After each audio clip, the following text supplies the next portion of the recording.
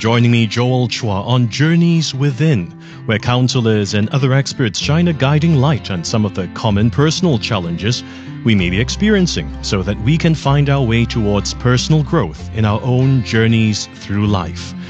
Most of us are no stranger to alcohol. Some of us even define having a good time as having a little, or perhaps more than a little, alcohol. Well, that may be fine for many of us, but sometimes alcohol becomes a form of escape from life's challenges and issues, and what began as a harmless indulgence consumes and controls our life. Alcohol dependency or alcoholism is a real problem for many people. Some may know that they're dependent on alcohol to get through the day, while others may still be in denial. In the studio to speak with us about breaking free from alcohol dependency is Ram Dubey, a counselor and author of From Drunken to Driven. Also with us in the studio is Bruce Matthew, a former alcoholic who also abused drugs, who has come forward very courageously to share with us his personal story on today's program. If you've got a question either for Ram or for Bruce, please do call in at any time. 669-11938 is our number. Ram and Bruce, thank you so much for being with us today on Journeys Within. It's really a pleasure having both of yourselves here. Thank you, Joel. Yeah, thank you for having us. In case you're wondering, that was Ram first, and then Bruce came in to say thank you. Bruce, we are so pleased and so thankful that you have taken this step to share in a very courageous and public way your personal struggles with substance abuse, and we'll be hearing more from you in just a little while. But first, I'd like to speak with Ram first, who is a counselor, and you also were inspired to write a book called From Drunken to Driven. We'll find out a little bit more about that book and what inspired you to write that book later on. But first, could you share with our listeners what are some of the biggest misconceptions about alcohol dependency? Yeah, thanks, Joel. The biggest misconception that is a stereotyping of people. There's a assumption that there is only a certain type of low socioeconomic class of people who tend to become alcohol dependent, which is actually not true. Alcohol does not discriminate. It affects people of all social class, all academic, ethnicity, status, and any race or any religion. So the perception that only a certain group of people can succumb to alcohol dependency is not true. In the course of your work as a counselor, how did you find out that this was a misconception? Well, the people I met range from professionals who had succumbed to alcohol dependency to people who also were in the lower socioeconomic class. So I could see that, business people, corporate people, people in the professions, doctors, lawyers, various groups of people, different races, different religion, all had succumbed to this. And that really frightened me because I usually used to think, long before I actually embarked on this journey, that alcoholism only affected a certain group of people. But actually, I was wrong. Right. And you said that it frightened you when you found out that alcohol dependency was so prevalent. Yes. Why did it frighten you? It frightened me because it is so prevalent, so widely available. So it never occurred to me, as well as probably it never occurs to anyone that it could be so addictive and that it could cause so much problem.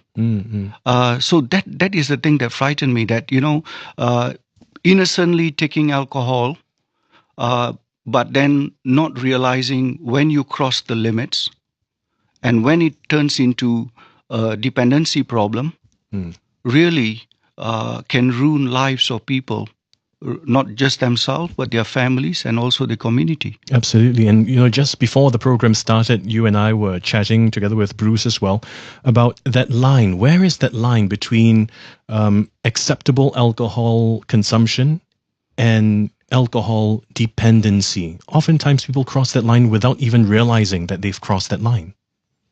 You are absolutely right, Joel. It is a very gray line, and it is very dependent on uh, individual to individual. There is no clear cut rule that for some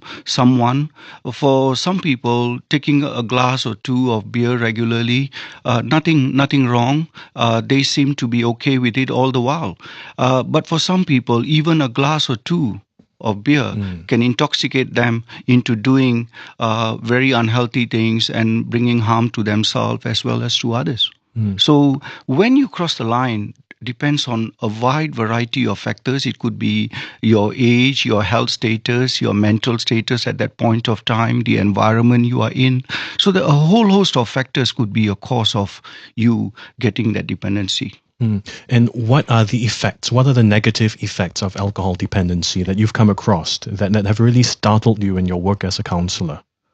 Well, the extreme change in personality, that is the thing that struck me most. I mean, someone who takes alcohol before he has taken it is of one characteristic of personality, but once he has taken alcohol and he has sort of got intoxicated with it, his whole personality changes. How does it change? His social skills change. So sometimes, his tone of voice can become more aggressive. Sometimes he can become more abusive. Sometimes, there is a tendency to get violent. Sometimes some people laugh too much. Some people even cry too much.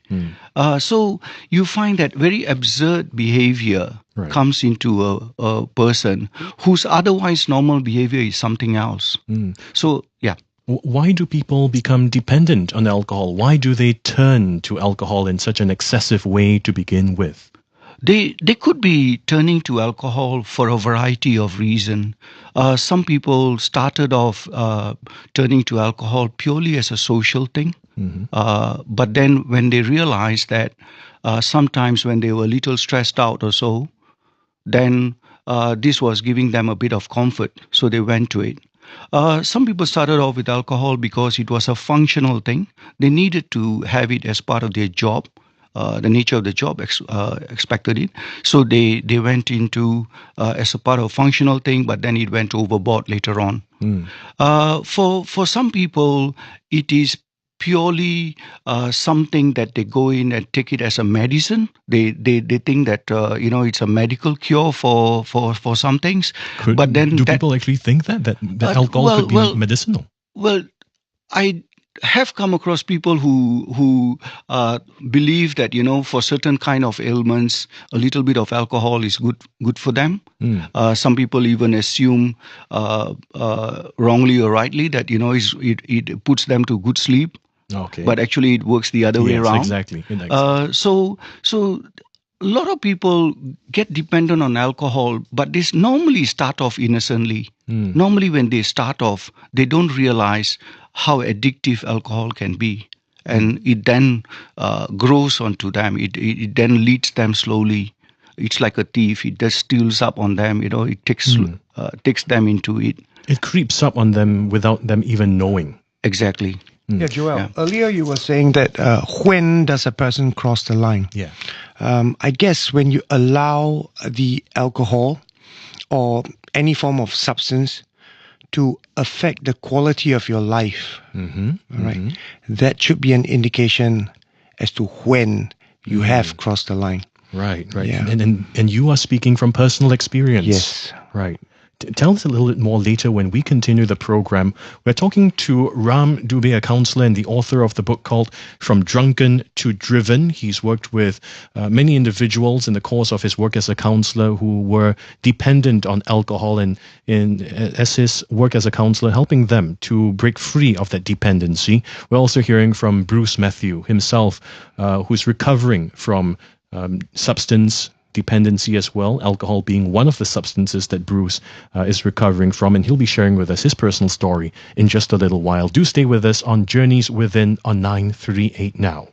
And if you'd like to call in as well to ask either Ram or Bruce a question, do call in 669-11938. Journeys Within continues after the news. Staying with us here on 938 now, you're listening to Journeys Within. I'm Joel Chua. My guests today are Ram Dubey, a counselor who's also the author of a book called From Drunken to Driven. Also with us in the studio is Bruce Matthew, someone who is recovering from alcohol and drug abuse, someone who's taken the very courageous step to come and share his personal story with us.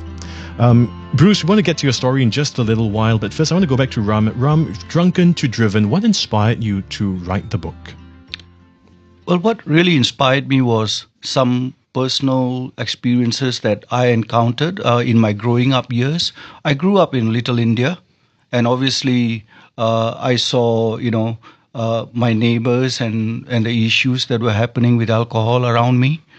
Also, when I started my work in the bank, one of my sad experiences was one of my mentors in the bank.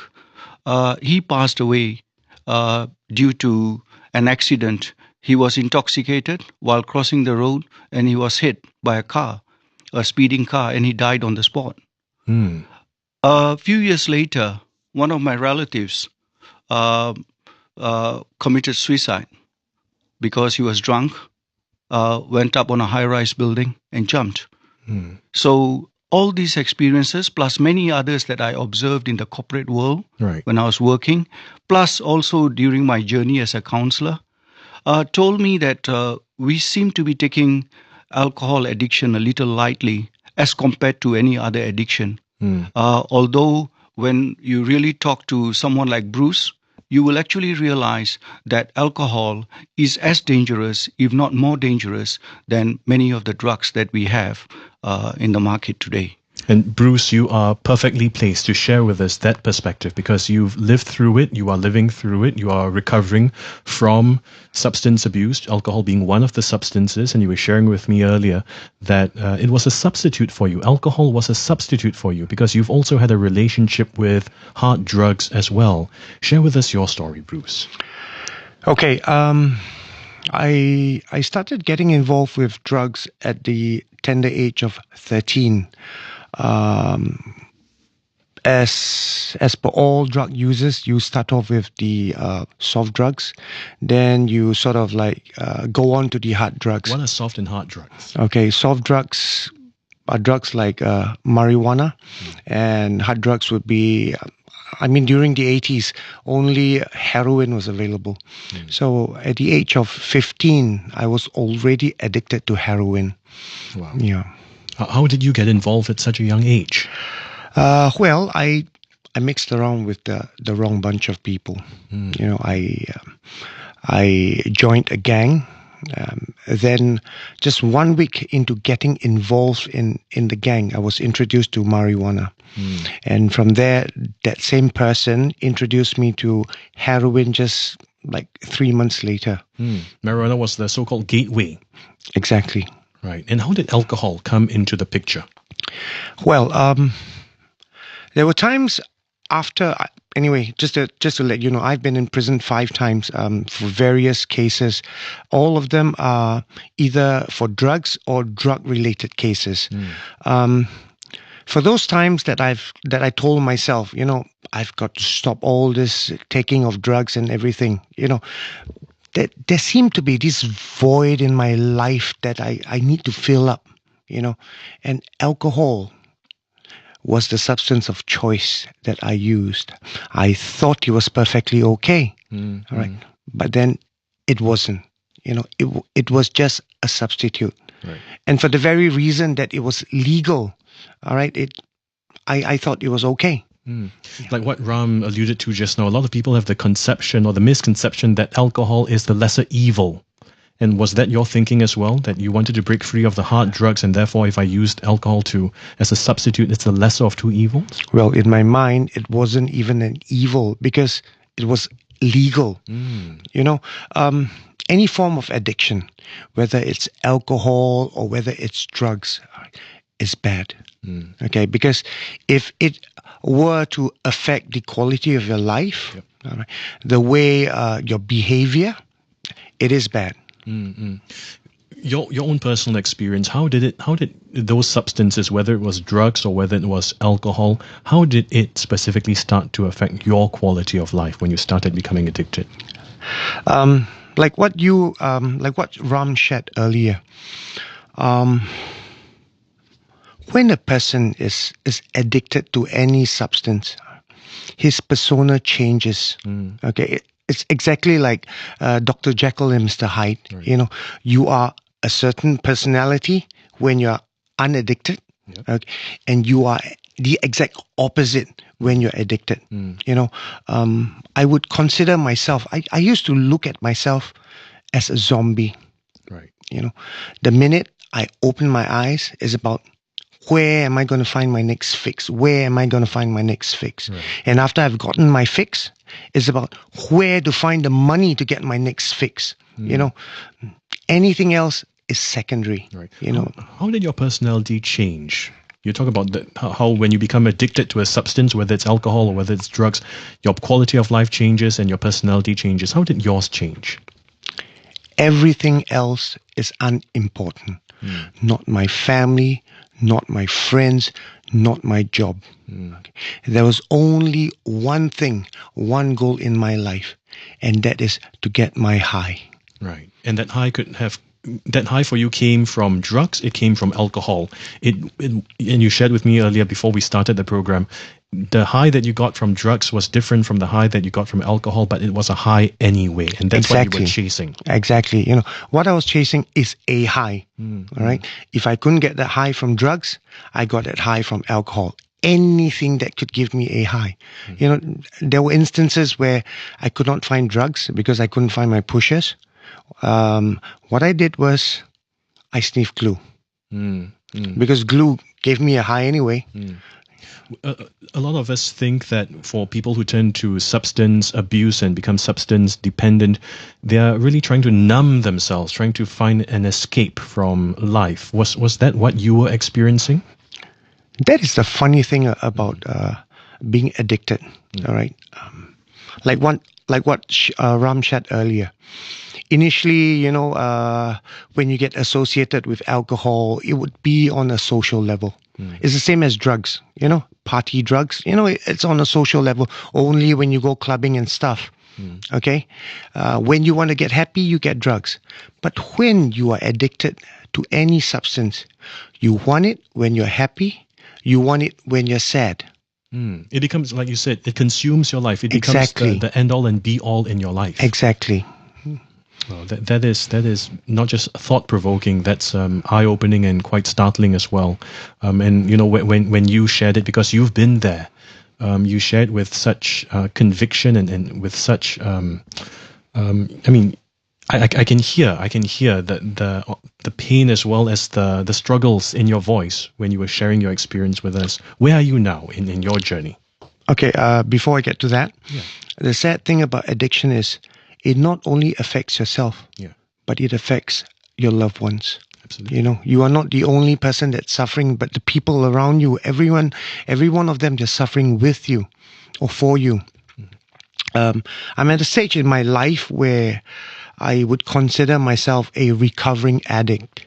I will be recovering till the day I die, okay? Because I know better than to let my guard down.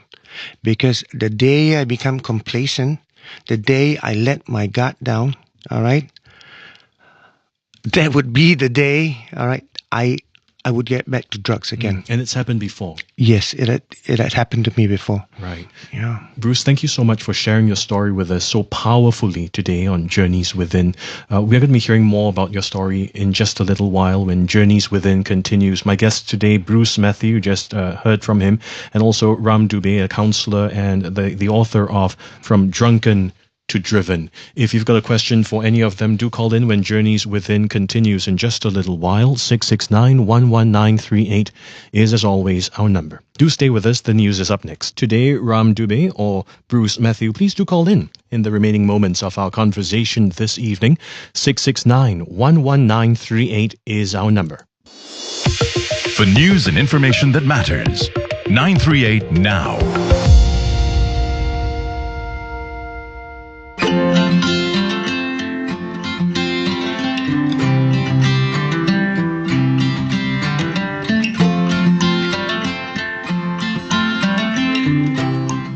You're listening to Journeys Within on 938 Now. I'm Joel Chua. Thank you so much for tuning in. Our guests today are Ram Dubey, a counselor and the author of the book From Drunken to Driven. Also with us in the studio is Bruce Matthew, recovering substance abuser, someone who was dependent on different types of substances, alcohol being one of them.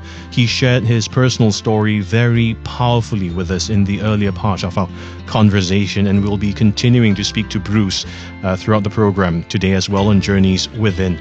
But first, I want to continue with Ram. You wrote the book, and in this book, Drunken to Driven, you propose a model of recovery from alcoholism, and you called it the SPERM model, SPERM, very interesting acronym. But each of those letters, of course, stand for one aspect of the recovery model. Share with us what those 5 aspects are. Sure. Thanks, Joel. First of all, I must credit this term, SPERM, the SPERM model, to one of my clients who actually suggested that this was an easy way for someone to remember the acronym. So thanks for that. Now, obviously, a lot of people who want to overcome alcoholism go to seek a doctor's help and seek counseling help. And often we have seen that itself, by itself, is not enough. In order to have a recovery from any addiction, and Bruce will probably later be able to share more on that, you need to actually rebuild your life away from alcoholism or any other addiction. Now, the SPERM model, each alphabet stands for a particular thing, because you start off, when you start consuming alcohol and you become obsessive and compulsive about it, you actually lose control of yourself. Your self-control is lost. You abuse your own self. You don't care for yourself. So spirituality, And that's S. S stands for spirituality. S stands for your spiritual health. You need to connect back with yourself. And it's simple. You just need to be thankful that you have a life, you have a priceless life that you are actually trying to drown. You need to be thankful, grateful, forgiving, because while intoxicated, you have abused yourself and you have abused many other people. So S basically helps you to get yourself in grips with your own conscience. And when we talk about spirituality, you're not necessarily referring to a religious kind of spirituality. It's although having a relationship with a religion can help, it's not necessarily confined to a religious approach to spirituality, would you say? Precisely, and thanks for raising that, because every religion has an element of spirituality into it. But spirituality need not be tied to any religion. Spirituality is about you yourself, about you looking after your own self, which means that you are just grateful to yourself, you are thankful to yourself, you are forgiving to yourself, and that itself can be an element of spirituality. A relationship with yourself. With yourself. Right. And this is something that I think Bruce feels quite strongly for as well, because when we spoke earlier, you said that it was really your faith that helped you through the process of recovery. Yes. A misconception that addicts have is that they can do it themselves. They can quit this habit themselves. Well, in the first place, if they are so strong-willed, they would not have been an addict. Right? No man is an island. Every addict, if they want to quit, needs to know 2 things, or needs to know one thing, that they have a problem that needs to be addressed. And secondly is that they need help. For myself, going back to my faith, I'm a Christian. Going back to my faith gave me the strength to overcome my addiction. And my motivation was my family. Right. So my strength was my faith, and my family is my motivation. What was it about your faith? What specific element about your faith gave you that support? When I was in prison, although I was amidst 400 to 500 people at any given time, it still feels so lonely. And it was during this time of loneliness and during my deepest and darkest hour, all right, that I cried out to my God, and during those times, my God gave me solace. My God gave me the comfort, it gave me the peace of mind. And, with a peace of mind, you can do anything. Right. So that was your experience with your faith, and Yes. ties in with Ram's approach, which is spirituality first. Yes. Your relationship with yourself, or your relationship with a higher power, a God, whatever your concept of that God may be, whether it's within a religious context or not within a religious context. Right. And so that spirituality. The next element, P. What does P stand for? P stands for your physical health.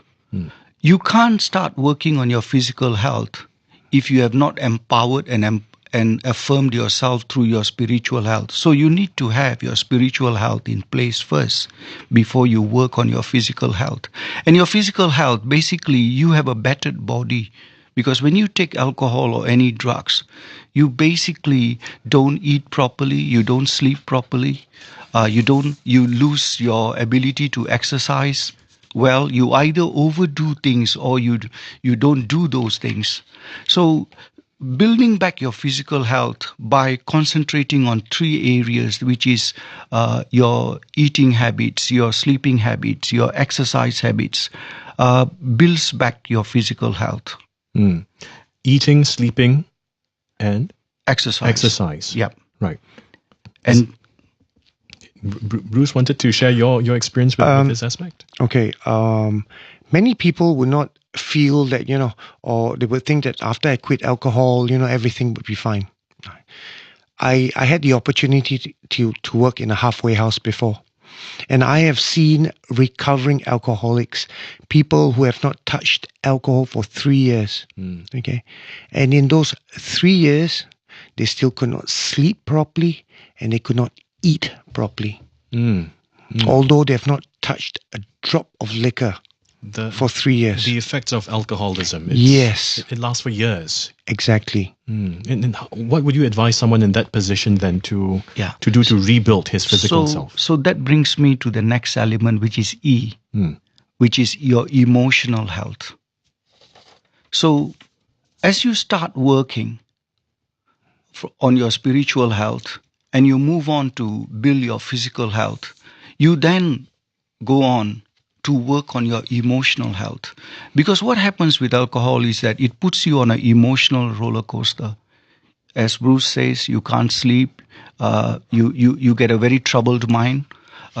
So what emotional health does is it helps you to get back your breathing in shape.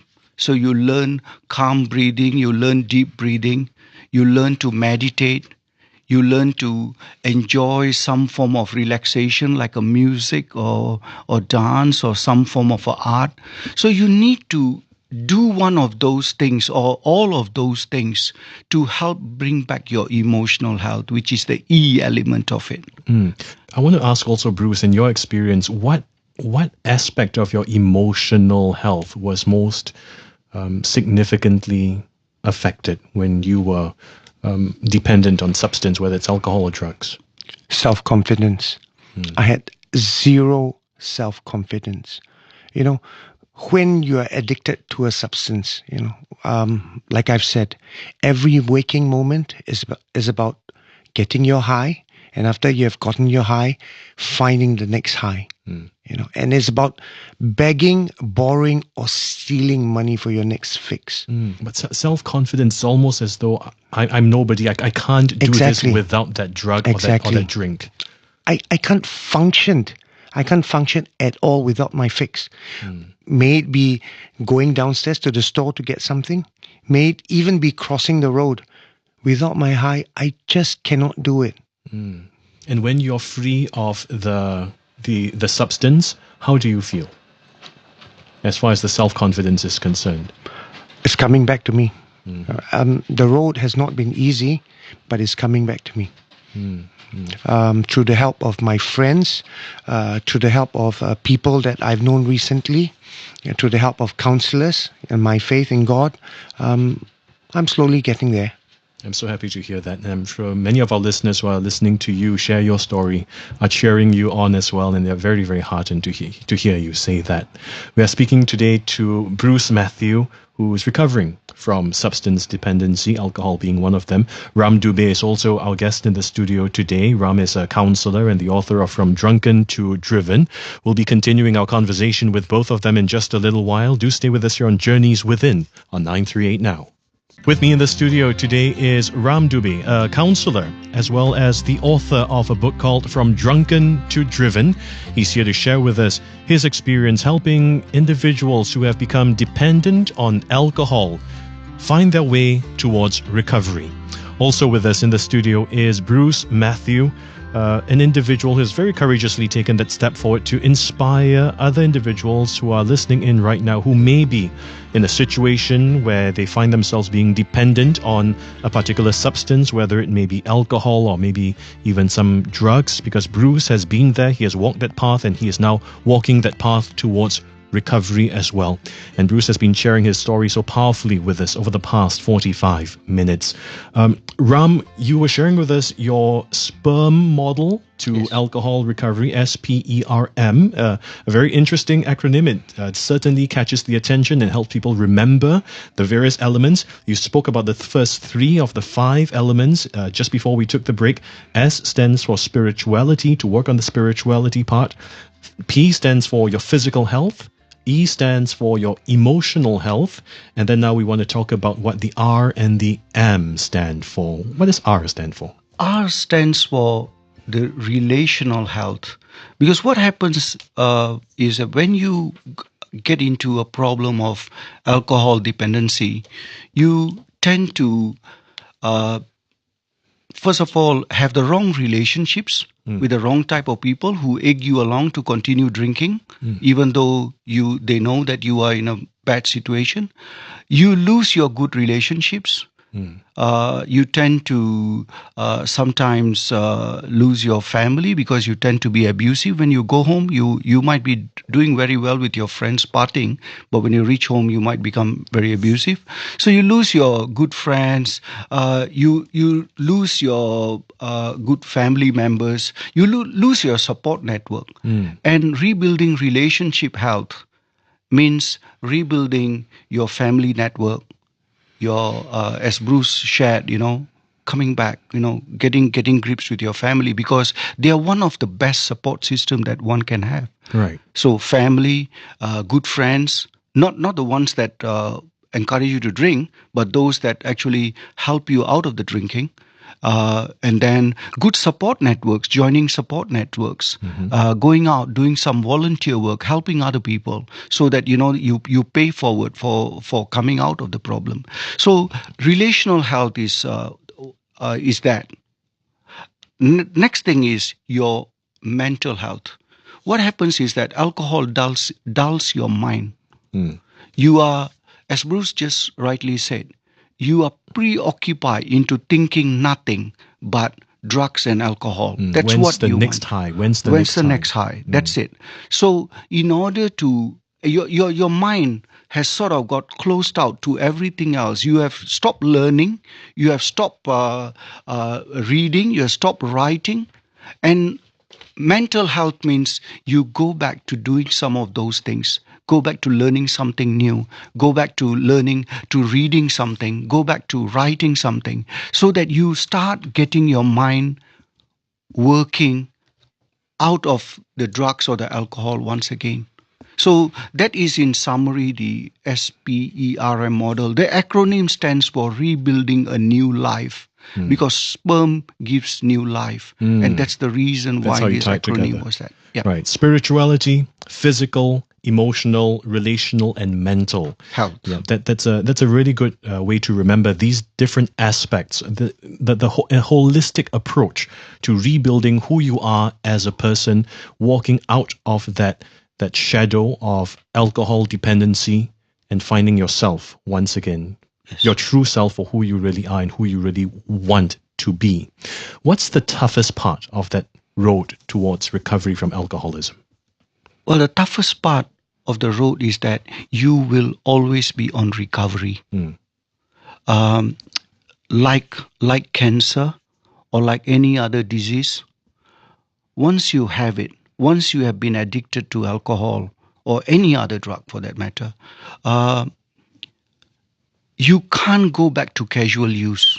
And that even one occasion of casual use can actually drive you back very quickly back to the addiction. So you are always on recovery. Right. And I see Bruce reacting a little bit when Ram just said that's the toughest part of the recovery process. What's going through your mind? Sorry. I've been out of prison for 2 years. I've not taken alcohol or drugs for the past 2 years. But do you know that for many nights I have been plagued by nightmares? Nightmares of me being addicted to drugs, me looking for the drugs, me getting chased by the police because I'm an addict. How have you coped through this period?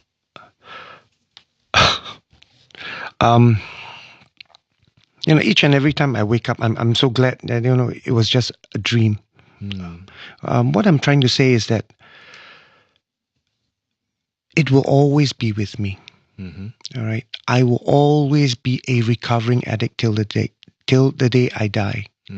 The day I let my guard down, that will be the day of my downfall. Right. And you come across as being very emotional as you are sharing this thought. What's going through your mind when you hear yourself say that I will always be a recovering addict?